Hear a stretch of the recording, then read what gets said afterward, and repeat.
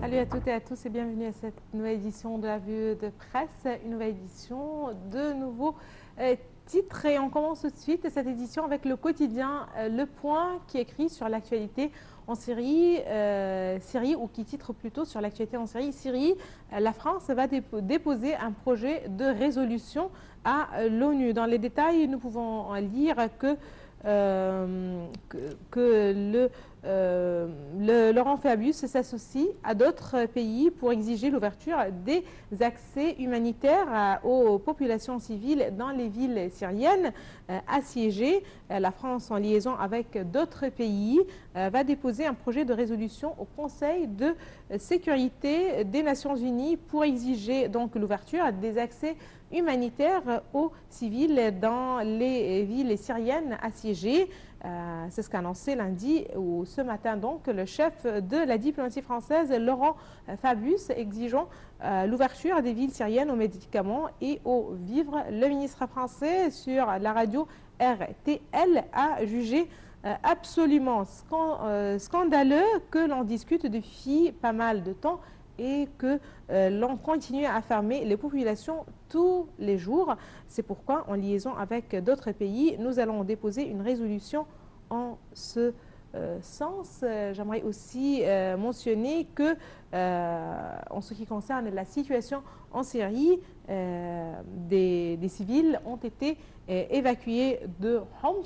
On connaît tous aussi que les pourparlers n'ont pas vraiment abouti. On parle de la conférence de Genève 2 et donc un nouveau round est prévu entre l'opposition et le régime. Sur ce dossier, nous avons le plaisir d'avoir avec nous en direct en ligne ambassadeur Hussein Halidi, ancien ministre adjoint aux Affaires étrangères. Monsieur l'ambassadeur, bonjour. Ambassadeur Halidi. Oui, bonjour madame. Bonjour monsieur l'ambassadeur. Bon, la Syrie, un dossier toujours épineux. Les pourparlers, donc si on parle de Genève 2, n'ont pas vraiment abouti. Un nouveau round est prévu. Comment voyez-vous l'actualité en Syrie aujourd'hui? Je suis un peu optimiste car depuis la première phase de la conférence de Genève 2, je pense qu'il y a eu les partis, le gouvernement syrien a accepté d'ouvrir un corridor humanitaire à Homs et puis les deux côtés de la crise, les deux parties de la crise syrienne se sont mis à table lors de la première phase de la conférence. Aujourd'hui, comme vous venez de le dire, le gouvernement français va proposer un projet de résolution devant le Conseil de sécurité pour faciliter l'aide humanitaire. Alors, moi, mon avis personnel est que les choses commencent à avancer. Vraiment, ça avance lentement, mais espérons que ça va avancer graduellement.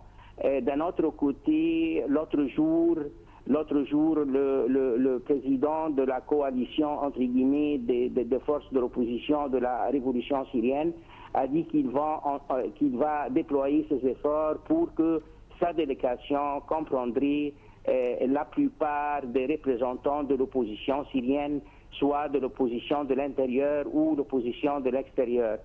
Alors, soyons un peu optimistes et je pense que attendant la deuxième phase de la conférence, nous serons dans une position pour juger si la conférence de Genève 2 avance ou non. Très bien, je vous prie de bien vouloir rester avec nous pour une autre nouvelle sur la situation en Syrie, une nouvelle que nous tirons cette fois-ci du quotidien Le Monde qui écrit: Syrie, des centaines de civils évacués de l'enfer de Homs. Et donc Le Monde aussi parle ou rapporte la situation humanitaire. Selon donc Le Monde, l'effort humanitaire intervient à la veille de la reprise des pourparlers entre régime et donc opposition sous l'égide de l'ONU à Genève, dont le premier round n'avait permis aucune avancée en vue d'un règlement du conflit qui a fait plus de 136 000 morts et des millions de réfugiés et déplacés en près de 3 ans. Après un premier groupe de 83 civils donc évacués vendredi au terme d'un accord conclu entre rebelles et régime par l'intermédiaire de l'ONU. 420 civils, tous des enfants, des femmes et des hommes âgés, ont été sortis dimanche des quartiers de la vieille ville de Homs, selon le gouverneur de Homs. Le Monde parle aussi dans un sous-titre on manquait de tout. De nombreuses femmes, enfants et hommes âgés sont descendus de bus à leur sortie de ces quartiers, l'air visiblement épuisé selon des images diffusées par la chaîne Al-Maïdan basée à Beyrouth. Ils étaient aidés par des employés de l'ONU portant donc des casques et des vestes bleues et du croissant rouge et syrien sous l'œil de militaires syriens. Les images ont montré des enfants au visage pâle, certains les yeux très cernés et portés par leur mère ou leur père. Dans un autre sous-titre, à la trêve non respectée, l'ONU a dénoncé de son côté la violation de la trêve à la faveur de laquelle devaient être menées les opérations d'évacuation et d'acheminement d'une aide urgente samedi à ceux qui ont choisi de rester à l'intérieur. L'accord entre régime et rebelles a été violé, le cessez-le-feu a été violé de manière odieuse. C'est ce qu'a dénoncé le coordinateur humanitaire de l'ONU en Syrie dans des déclarations à la presse et sur place, sans accuser en fait toutefois aucune partie. La trêve avait débuté vendredi et doit s'achever en principe dimanche soir, mais samedi, des tirs de balles et d'obus sur un convoi d'aide du Croissant Rouge et syrien ont fait 5 morts et une vingtaine de blessés. Et donc on parle de la suite qui doit être à Genève. Donc monsieur l'ambassadeur, une trêve qui n'a pas été respectée. Vous êtes plutôt optimiste alors que les violences font toujours des morts tous les jours en Syrie. Je crois que le fait que la conférence de Genève 2 ait lieu, ça représente un certain succès pour la diplomatie internationale.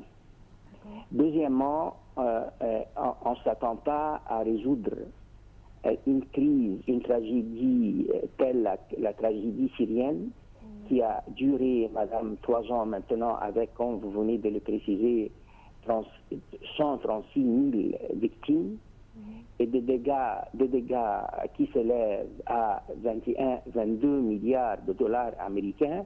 On ne s'attend pas à régler une telle tragédie en 2 jours ou 3 jours. D'autant plus que les deux parties de la crise ont 2 interprétations différentes du communiqué de Genève 1 daté le 30 juin 2012. Dans ce contexte, le porte-parole de la, entre guillemets, la coalition de forces de révolution et opposition en Syrie vient de déclarer hier que l'objectif de la 2e phase de la conférence de Genève 2, c'est de la mise en application du premier volet du communiqué de Genève qui dit la formation d'une autorité de transition, une autorité gouvernementale de transition avec des responsabilités exécutives complètes. Alors, est-ce que maintenant on se pose la question, avec cette tragédie humanitaire en Syrie, est-ce que c'est une priorité? Comme vous le savez, madame, le communiqué de Genève 1 comprend 6 volets. Il y a des volets politiques, des volets humanitaires, un volet qui porte sur un cessez-le-feu.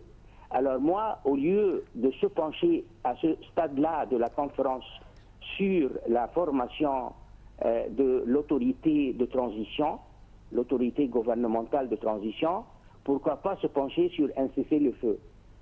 Deuxièmement, le 2e volet, ouvrir des corridors humanitaires dans les territoires syriens qui sont soit sous le contrôle gouvernemental, soit sous le contrôle de ce qu'on appelle, entre guillemets, l'armée syrienne libre.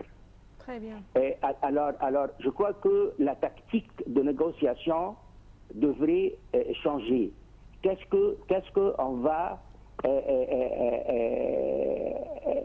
mettre en application d'abord. Et il y a, comme vous le savez, madame, il y a presque 8 millions de Syriens qui sont des réfugiés et des déplacés. Et ce qui m'a frappé lors de la première phase, c'est que personne, soit du côté gouvernemental, soit du côté de l'opposition, a parlé de cette question-là. Personnellement, je crois que c'est une question clé. Qu'est-ce que vous allez faire de 8 millions, c'est-à-dire un tiers de la population syrienne, madame?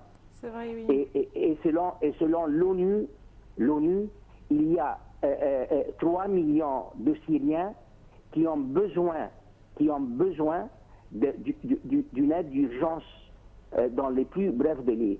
Personne, à la première phase de la conférence de Genève,